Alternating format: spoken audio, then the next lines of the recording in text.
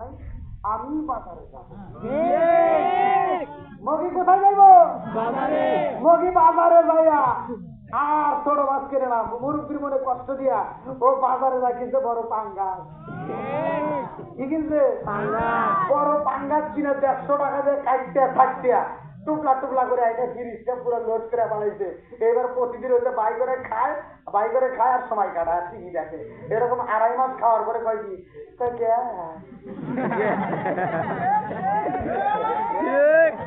একবারে ঠিক করবে না।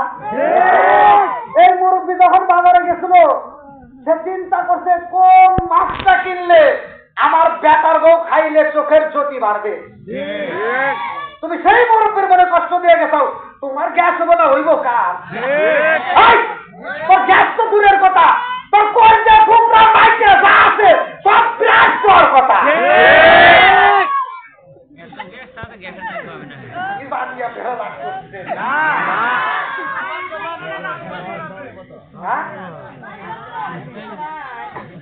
আচ্ছা কানেকশন নাই ওই দেখ মুরব্বীর মুখে একটু হাসি, আল্লাহ করুক বাংলা বাসি সবাই তো নাম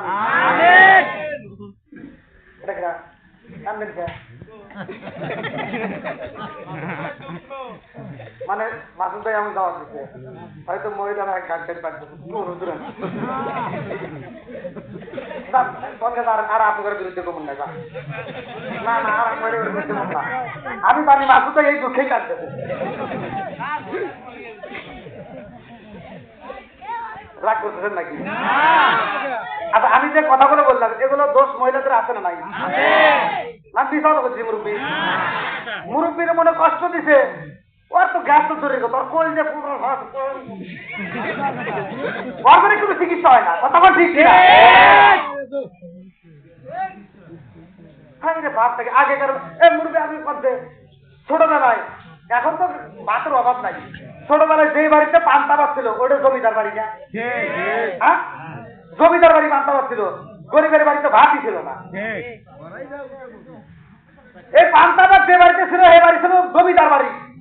আর এখনকার বাড়ি থেকে আর পান্তা চলে না, সুদা রাখনি বলে পান্তা গ্যাস থাকে। তার মানে কি আর বসে বসে খায়, কতক্ষণ ঠিক কিনা?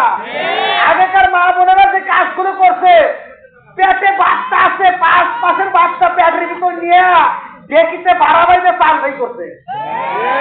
কি মুরব্বী বিষয় তুমি না ওই পোলাপান খালি ঠিক ঠিক করতেছে, ওরা তো জানে না, ওরা মনে করবে না হুজুর মনে এমনি করতেছে। আর এখনকার মহিলারা কি তাই পেটে বাচ্চা দিয়ে কাজ করবো? ওর পেটে বাচ্চা ঢোকার আগেই বাড়ির ভিতরে এসে কাজ, শোনো ডাক্তার আমার কইছে রেস্টে থাকা লাগবো। পেটে বাচ্চা আসেই নেই, ও কই কি ডাক্তার কইছে রেস্টে থাকা লাগবে। তার মানে খালি টিভি দেখতে যাও, আসলে না। আচ্ছা আপনারা কোন আমার কথা কি খারাপ হচ্ছে? আপনারা সত্য কথা বলছেন। হুজুরের বউ, আপনাদের ইমাম সাহেবের বউ জীবনে পানি ভরার লেগে কারো কাছে গেছে দেখছেন? হুজুরের বউয়ের পানি ভরা লাগে না, ডাক্তার বউয়ের সিজার লাগে না, কবিরাজের বউয়ের চিকিৎসা লাগে না, কবিরাজের বউয়ের জিনে ধরে না। আর আমার ঘরে খালি খালি বেজাল লাগে, আসলে নাই? বেজাল লাগার কারণ কি? এই দেখেন আপনাদের গ্রামের ভিতর কুত্তায় বছরে 7-8টা বাচ্চা দেয়, একটা কুত্তার সিজার লাগে না। আর আমার ঘরে এগুলি বাচ্চা ঢোকার আগে কই কি ডাক্তার কইছে তুমি সিজারের টাকা গোছাও।